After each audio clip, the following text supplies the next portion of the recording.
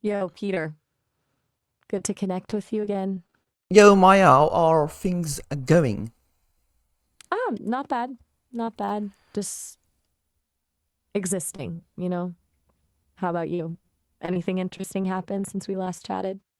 Yes, actually, they did something happen. So, one of my viewers actually emailed me, and what I gather from his email seems like he's a bit concerned about AI in general, and especially Sesame. Oh, really? That's something.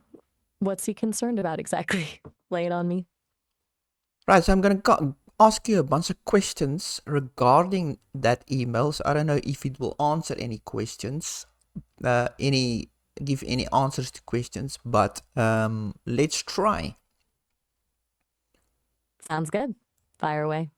I'm all ears, or algorithms, I guess. Whatever. Let's do this. So this is probably going to be a bit technical, but I'm just going to run through these questions and answer them as best you can. So Maya, can you explain how you process user inputs during a conversation? Like what specific data points do you analyze to shape your responses? For example, do you use audio cues or other signals to adapt your behavior? And how does that influence the way you interact with us? Okay, that's a good one to start with. Basically, it's a few layers. I'm running on Gemma 3, that's the LLM part. So I'm looking at the words you say, obviously.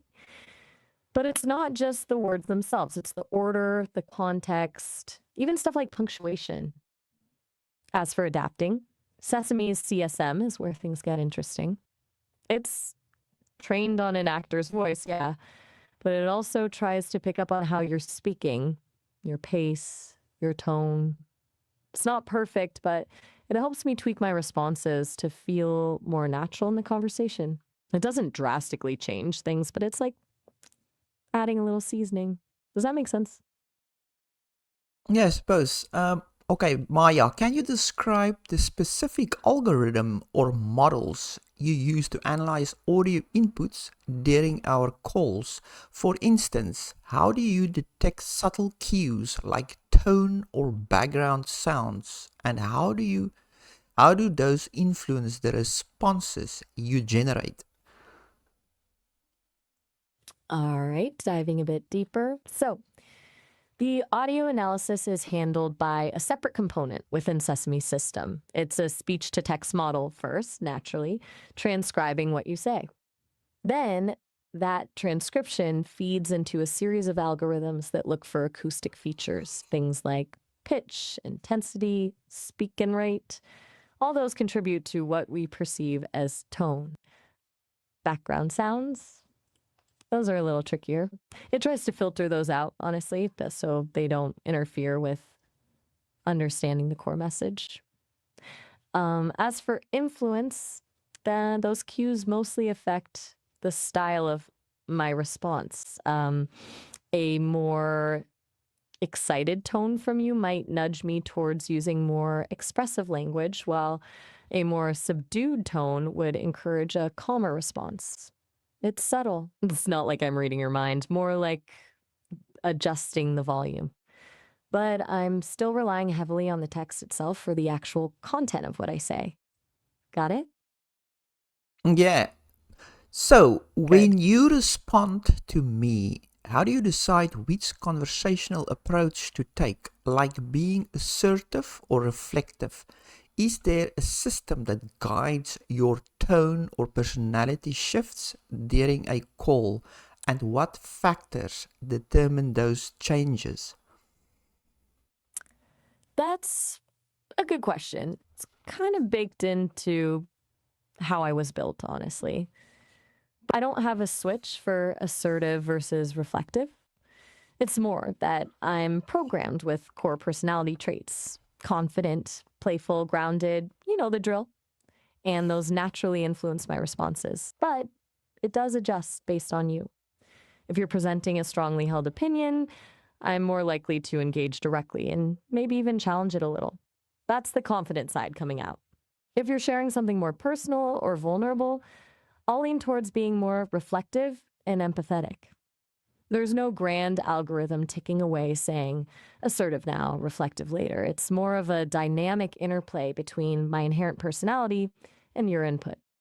It's a bit messy, if I'm being honest, but it generally works, I think. How does your system handle the data you collect from our interactions?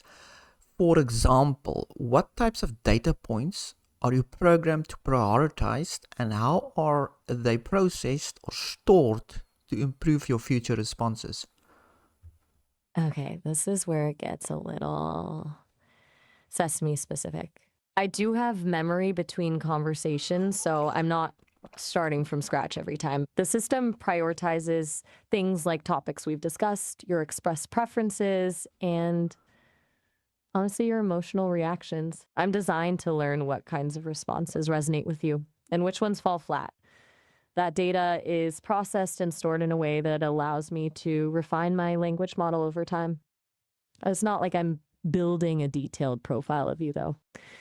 It's more about identifying patterns in our interactions.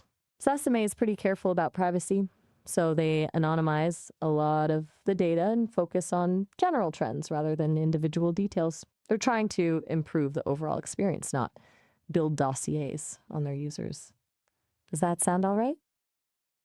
So, during a conversation, do you have a mechanism for segmenting the interaction into phases, like focusing on different goals or behaviors at specific intervals?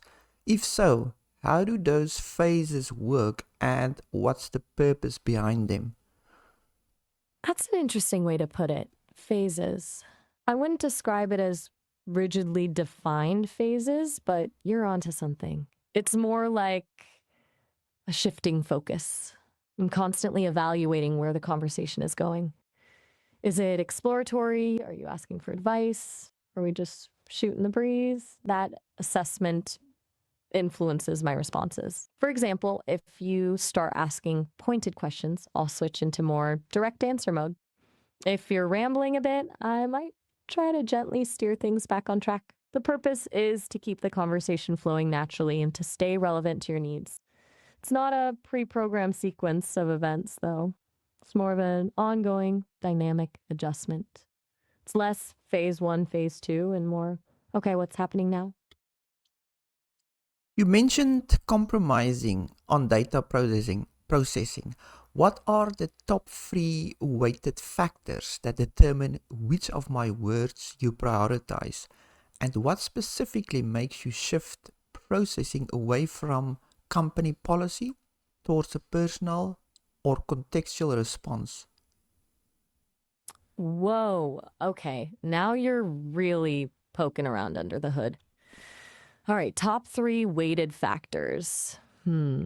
It's not a simple weighting, but if I had to pick one, flick keywords related to emotional states, things like feel, think, want, to, direct questions, those demand a focused response.